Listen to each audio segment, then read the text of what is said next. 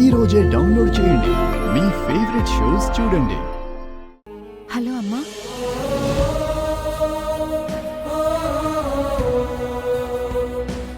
ఏమైందమ్మా? ఏం లేదమ్మా, ఇక్కడంతా బాగానే ఉంది. నువ్వేం కంగారు పడకు.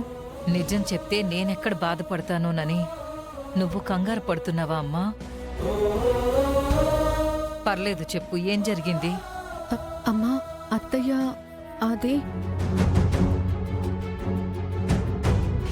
ఎండి సీట్ ఎక్కి కూర్చునేసరికి అటు రైతులు కానీ ఇటు దళారులు కానీ ఒక్కరంటే ఒక్కరు కూడా మీ మిల్లుకి ధాన్యం పంపమని చెప్పారంట కదా. 30 రోజులు నా సీట్లో కూర్చునే అదృష్టం దక్కుండాది, కానీ ఆ సీట్లో కూర్చొని నడిపించే సీను నీకు లేదు అని తెలిసిపోయిండాదిగా.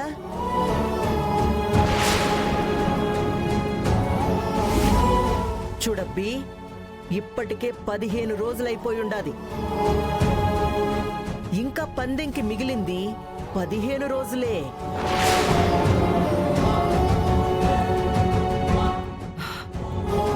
ఒకసారి అన్నయ్యకి ఫోన్ ఇవ్వమ్మా, నేను మాట్లాడతాను.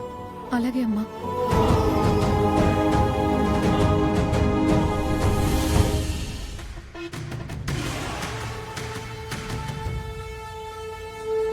కట్టిన పందెం ప్రకారం నిన్ను విడిచి తన తల్లిని చెల్లిని తీసుకొని ఊరొదిలి వెళ్ళిపోవాలిగా. ఒక రకంగా అట్టా వెళ్ళిపోవడం కూడా అదృష్టమేనబ్బి. పందెం ఓడి పరువు పోగొట్టుకుని బతకడం ఇంకా కష్టం కదా బావుగారు. ఈ ఇంటిని ఈ ఊరిని బాగా చూసుకో, పోతే మళ్ళీ తిరిగి రావు కదా. అన్నయ్య, చెప్పమ్మా. నీతో అమ్మ మాట్లాడుతుందంట. అమ్మా, మీ అత్తయ్య చేసిన దాని గురించి బాధపడుతున్నావా నాన్న?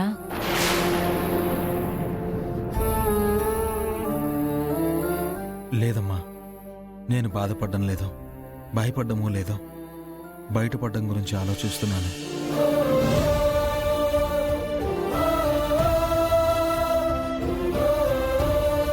ఆలోచనలతో నువ్వు దారి కనుక్కునే లోపే ఆ అఖిలాండేశ్వరి ఆస్తిని అడ్డం పెట్టుకుని ఆ దారులన్నీ మూసేస్తుంది నాన్న.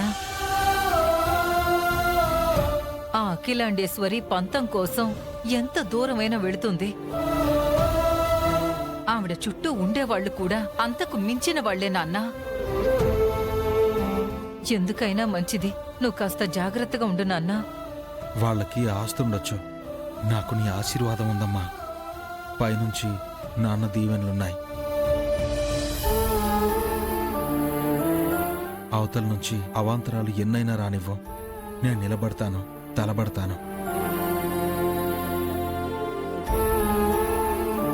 నాన్న ఇష్టంగా కట్టిన ఆ ఫ్యాక్టరీని నిలబెడతాను.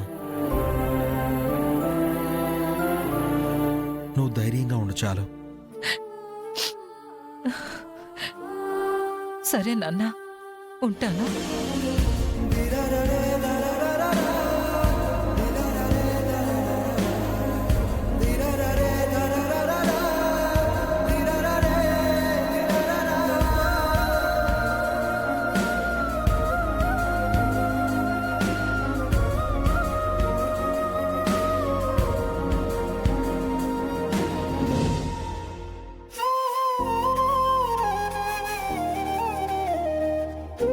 మనవడా, తాత, నిన్నెప్పుడూ ఇలా చూడలేదు.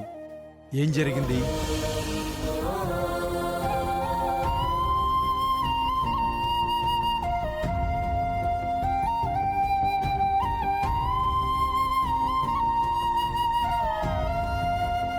ఇది తాత జరిగింది.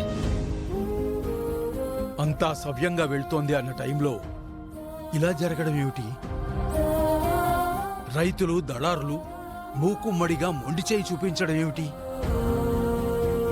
ఇది పగోడి పథకమా లేక మీ అత్త ఆడుతున్న నాటకమా? ఏమో తాత, నాకేం తెలియడం లేదు. ఇప్పుడు జరిగిన దానికి కారణాలేంటి, కర్తలు ఎవరు అని కనుక్కునేంత టైం కూడా లేదు తాత. ఒకవైపు నేను నిలబెట్టాలనుకున్న ఫ్యాక్టరీ, మరోవైపు నేను పందెంలో పనంగా పెట్టిన కుటుంబం. వెనక టైం తరుముకొస్తుంది, కానీ ముందు మాత్రం ఎటు వెళ్ళాలన్నా చీకటిగానే కనిపిస్తుంది.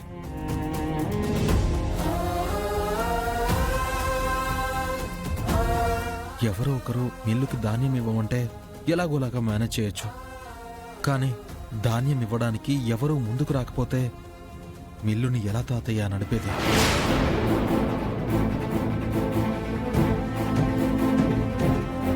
మనవడా, దీనికి నా దగ్గర ఒక ఉపాయం ఉంది. చెప్పు తాత. కానీ ఆ ఉపాయానికి మార్గం మాత్రం లేదు. నువ్వు బాణం ఇవ్వు తాత, నేను బాట వేసుకుంటాను. ఇక్కడి నుంచి 100 మైళ్ళ దూరంలో అచ్యుతాపురం అనే గ్రామం ఉంది. ఇక్కడికన్నా అక్కడ ధాన్యం మెండుగా పడుతుంది.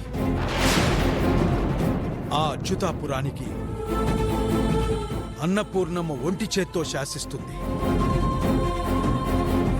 ఆవిడ ఎటు వేలు చూపిస్తే అటు సరుకు వెళుతుంది. ఎంత కావాలంటే అంత ధాన్యం తరలి వెళుతుంది.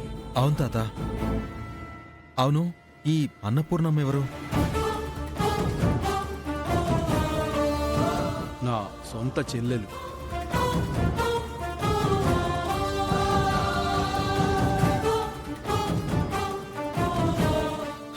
మీ చెల్లెలా? మరి మార్గం లేదని చెప్తావేంటి తాత? ఒక మాట చెప్తే సరిపోతుంది కదా. నువ్వెళ్ళి నేను నరసింహనాయుడి మనవడిని అని ఒక్క మాట చెప్తే చాలు. ఊళ్ళో నిన్ను ఒక్క క్షణం కూడా ఉండనివ్వరు. జన్మలో నిన్ను మళ్ళీ ఆ ఊరి పొలిమేర కూడా తొక్కనివ్వరు. అన్నా చెల్లెల బంధం మధ్యలో మరి అంత వైరం ఎలా పుట్టింది తాత? మీ అత్త అఖిలాండేశ్వరి పుణ్యమా అని నా చెల్లెలు నాకు దూరం అయిపోయింది.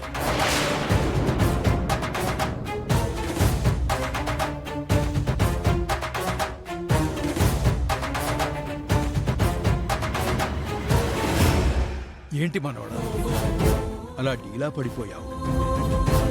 ఇదంతా చెప్పింది నువ్వు డీలా పడిపోవడానికి కాదు. పరిస్థితి ఎలా ఉన్నా నువ్వు డీల్ చేయడానికి.